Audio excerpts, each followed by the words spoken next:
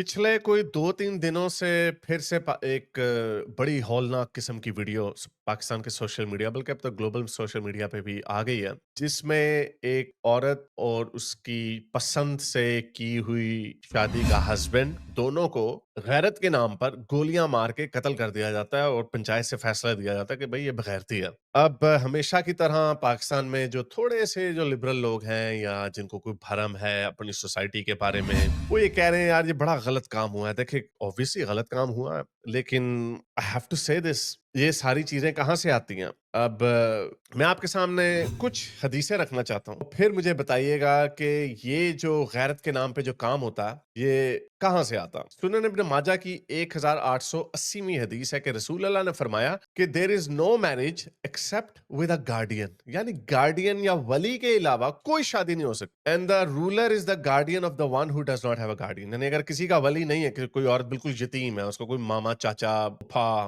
बाप भाई नहीं है, तो फिर रूलर उसका गार्डियन बन सकता है। और ये सुन इब्न माजा की 1882वीं हदीस है, जिसमें रसूल अल्लाह ने फरमाया, अबू हुरैरा से रवायत है, कोई औरत किसी और औरत की शादी तय नहीं कर सकती, यानी माँ, खाला, फूफो किसी औरत की शादी तय नहीं कर सकती, और कोई औरत अपनी शादी खुद तय नहीं कर सकती, यानी अपनी मर्जी की शादी नहीं कर सकती। ये आपके इस्लाम का सुनहरी असूल है। ये जो मुंह बना के कह देते हैं ना बड़े मजे से, वो नहीं, देखे जी वो तो रसूल अल्लाह ने कहा है कि औरत की मर्जी शामिल। हाँ, वो औरत की मर्जी ये है कि बाप अपनी बेटी से पूछे कि क्या मैं तुम्हारी शादी तक करने लगा, तुम्हें कोई एतराज तो नहीं है, और अगर वो चुप रहती है तो इसका मतलब हाँ समझा जाएगा। ये है, इतनी सी इजाजत है आपके पास इस मजहब, सुनहरे मजहब में। बड़ा मजहब मजहब लिए फिरते हैं, लेकिन अपनी मर्जी से शादी नहीं कही जा सकती। अगला आखिरी जुमला क्या है रसूल अल्लाह का, कि जानी है वो औरत जो अपनी शादी खुद तय करती है, और जना की सजा क्या है? सजाए मौत।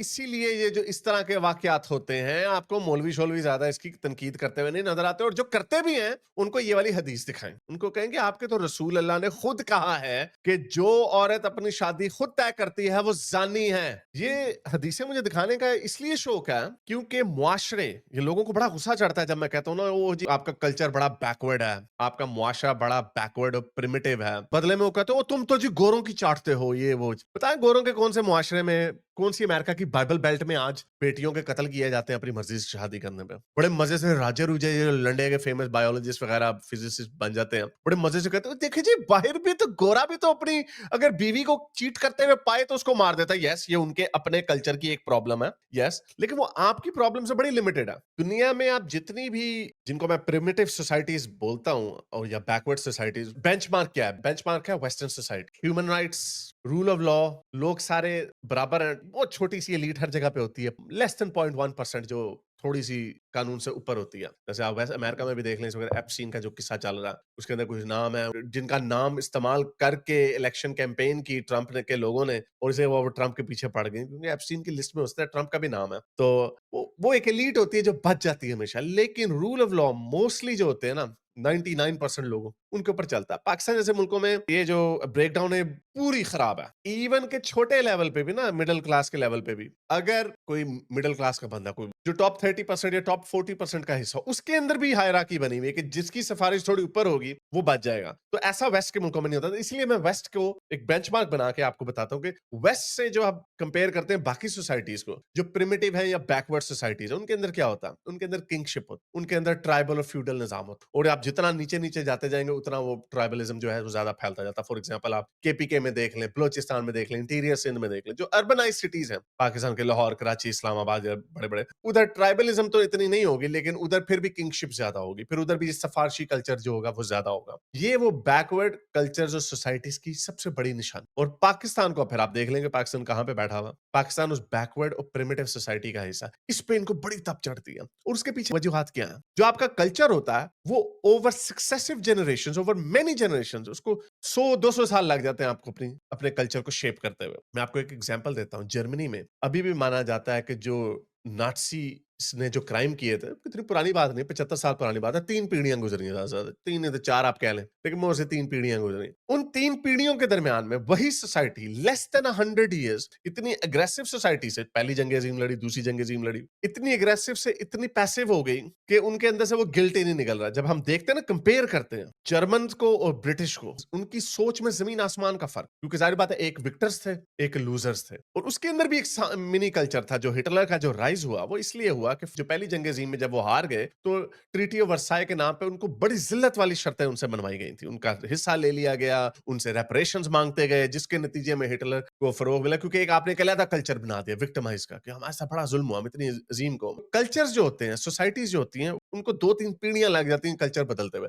अब पाकिस्तान के साथ क्या हुआ? ये एक ट्राइबल कल्चर है, सैकड़ों सालों से, बल्कि हज़ारों सालों से चलता चला आ रहा था। इस्लाम बीच में आया, इस्लाम ने उसको मल्टीप्लाई कर दिया। ये जो ऑनर कल्चर के जो मैंने अभी आपको एग्ज़ाम्पल दिखाई, ऑनर कल्चर को इस्लाम ने खत्म नहीं किया। इस्लाम ने, हमने सुना है, एक आदत खत्म की। ठीक है, अगर वो की भी, हालाँकि मेरा ख़्याल से एक्ज़ैजरेटेड क्लेम है, लेकिन अगर वो की भी तो की, कि अगर अरब में कुछ लोग ऐसे थे जो बच्ची को पैदा होते ही दफना देते थे, जो कि यकीन गलत है। खदीजा और ये सारी औरतें किस तरह फिर रही थी। वो औरतें नहीं थी, उनके माँ-बाप ने नहीं उनको दफनाया। कोई ऐसा एविडेंस नहीं हमें मिलता कि जो उनकी प्रोपोर्शनैलिटी हो, औरतों की बहुत कम हो, मर्दों की बहुत ज़्यादा हो। ऐसा कोई एंथ्रोपोलॉजिकल एविडेंस नहीं मिलता। लेकिन अगर चलें मान भी लें कि कल्चर ऐसा था जहाँ पे औरतों को दफना दिया जाता था, बच्चियों को, तो इस्लाम ने उसको खत्म किया। Okay, fine. लेकिन जहाँ पे ऑनर कल्चर है, इस्लाम ने ऑनर कल्चर को खत्म नहीं किया। जैसे मैंने आपको हदीसें दिखाई हैं, इस्लाम में कोई इजाज़त नहीं है। औरत अपनी मर्ज़ी से शादी तय नहीं कर सकती। तो मेरा, ये जितने पाकिस्तान के जो मुसलमान हैं जो इसको कंडेम कर रहे हैं, बताओ ज़रा, करो ज़रा इस्लाम को कंडेम। नहीं कर सकेंगे। थोड़े स्टैटिस्टिक्स आपको बताता हूँ कि यूएनओ के मुताबिक तकरीबन हर साल 5,000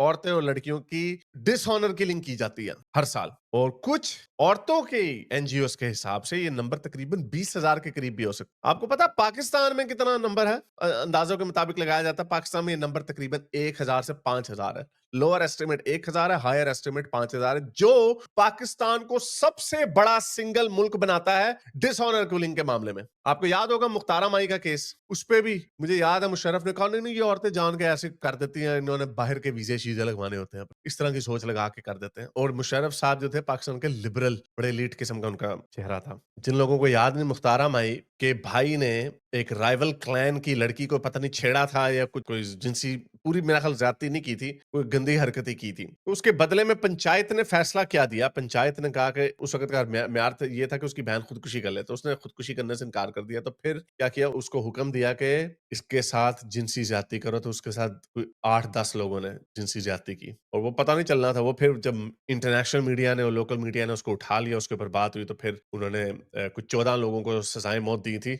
एक के अलावा सारे एक्विट हो गए और वो भी मेरा ख्याल जो सज़ाए मौत थी वो कैरी आउट नहीं की गई। बहरहाल ये वीडियो वायरल हुई और ज़र्क और शीतल दोनों को, ये खाली बलोची ट्राइबल्स नहीं है, इसकी फाउंडेशंस इस्लाम ने पक्की की हैं, जैसे मैंने आपको हदीस में बताया। थोड़ा-सा उसका एंगल मुख्तलिफ हो सकता है कि आपको काज़ी से सज़ा लेनी चाहिए, बजाए इसके कि जिरगा बैठ। उसके जो थोड़े छोटे-मोटे मुहर्रकात हैं, वो डिफरेंट हो सकते हैं, लेकिन जो उसका क्रक्स है, जो मोरालिटी है, बड़ी आला मोरालिटी है ना हमारी, ये आपके नबी आपकी मोरालिटी ये छोड़ के गए हैं आपके पास। फिर जिस दुनिया को लेक्चर देते हो, तुम्हारी औरतें तो नंगी फिरती हैं सड़कों के ऊपर, और यही लोग वहाँ पे जाके गंद मचाते हैं, रेप करते हैं वहाँ की औरतों के। तो ये कल्चर, एक पूरी सोसाइटी जो है, ये एक बैकवर्ड प्रिमिटिव सोसाइटी, बड़ी तब चढ़ती है इनको मैं प्रिमिटिव के वर्ड से। ये प्रिमिटिव सोसाइटी है। ये तकरीबन कोई 1000-1500 साल पहले के लोग हैं और इन लोगों की जदीद मुआशरे में कोई जगह नहीं है। यही वजह है कि मैं कहता हूं कि इन लोगों को बाहर के मुल्कों में नहीं आने देना चाहिए। बाहर के गोरे जो हैं, वो बेचारे मासूम लोग हैं, वो पागल लोग हैं।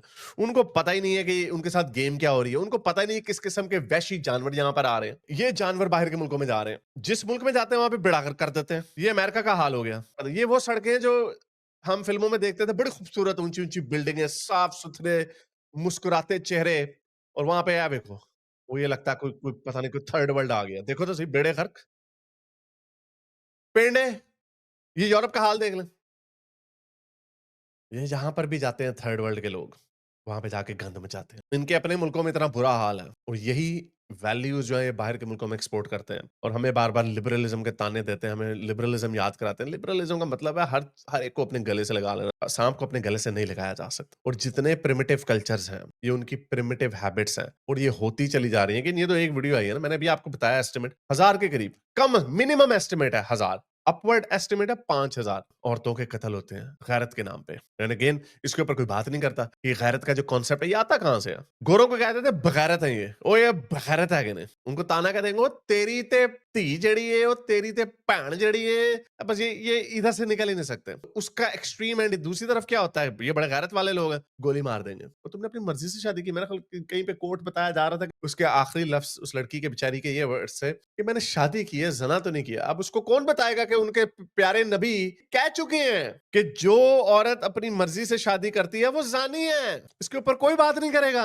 असल जो फसाद की जड़ है वो है ही आपका मजहब, प्यारा दीन, सुनहरी असूलों के ऊपर। लोगों को लाकर बिठा देते हैं, बड़े मजे से मीठी-मीठी बातें कराते हैं। हमारे तो देखिए जी प्यारे नबी ने तो ये किया, प्यारे नबी। ये सारा गंद ही उधर उनका मचाया हुआ। बहरहाल इन लोगों का आई एम सॉरी टू से this is a backward culture, this is a backward society. और इसका हल तब तक नहीं निकलेगा जब तक इनकी जो सारे फसादों की जड़ है, सबसे टॉप इस्लाम, दूसरी आइडियोलॉजी इसको अपने अंदर डिसेमिनेट ना होने देना, चाहे वो इंडिया से हो, पर्शिया से हो, एंशिएंट ग्रीस से हो या आज के मॉडर्न वेस्ट से हो, उनको अपनी सोसाइटी में डिसेमिनेट ना होने देना। ये राजे रूजे और ये जाहिल अजीम जैसे लोग बांदरों को छोड़ देना, और वो पता नहीं कौन सा ऊंट का पेशाब पी के ये लोग ड्रंक हुए हैं कि इनको समझ ही नहीं आ रही कि इनके मुआशरे की हर चीज गलत है। या तो हो ना बड़ी ऊंची ऊंची बिल्डिंगें खड़ी की हो, चांद पे भेजे हो लोग, साइंस और टेक्नोलॉजी में इन्होंने पूरी दुनिया को पीछे छोड़ा है। छोटे छोटे मुल्क जिन्होंने काम किया जो पूरे तबाह बर्बाद हो गए थे दूसरी जंग में। साउथ कोरिया, जापान के तो कहते हैं ना पहले भी टेक्नोलॉजी, साउथ कोरिया देखें कहां से कहां पहुंच गया, सिंगापुर कहां से कहां पहुंच गया। उन्होंने अपनी सोसाइटीज और कल्चर्स को ओवरहॉल किया। उन्होंने सारी जो ट्राइबलिज्म, जो उनकी पुरानी दकियानूसी ख्यालात है, उन्होंने उनको ट्रक के नीचे फेंका। यहाँ पे क्या है जी, यहाँ पे हो भी नहीं सकता। ये भी इन्होंने 14 बंदों को अरेस्ट तो किया है, लेकिन इनकी प्रायोरिटीज ये नहीं है। मैं नहीं कहता कि जो हमारी हुकूमत में लोग बैठे हुए वो इसको ओन करते हैं, मैं ये नहीं कह रहा, लेकिन उनकी प्रायोरिटीज ओन है। वो इस वक्त बूट पॉलिश करने पे लगे हुए। किन के?